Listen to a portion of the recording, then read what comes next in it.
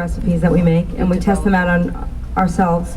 And I don't know, usually it's by committee, unless it's something that I feel really strongly about, and I'm like, no, I know this is the way it should be, but it's just a bunch of us sitting around chewing all day, right? Eating everything.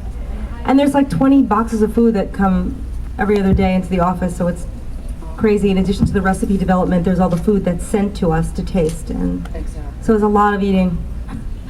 But it's obviously fun. Both. Like sometimes people will write in and say, oh boy, I love this recipe from Rachel Ray, like her cowboy spaghetti. How do I make that lighter?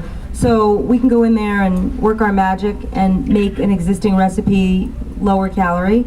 Or sometimes it's just a fun concoction idea that we dream up and create. Or it's just like we might say, hey, we don't have red velvet cupcakes, let's make those this week.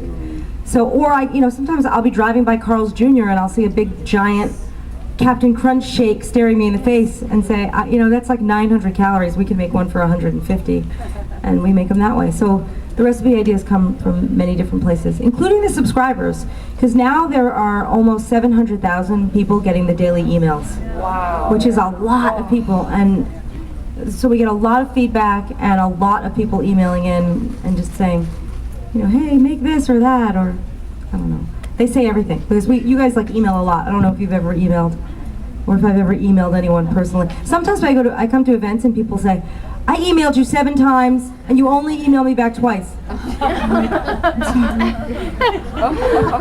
But, we try to answer the ones that need to be answered personally whenever we can. When did I start cooking? Have I always been cooking and just decided to do diet foods?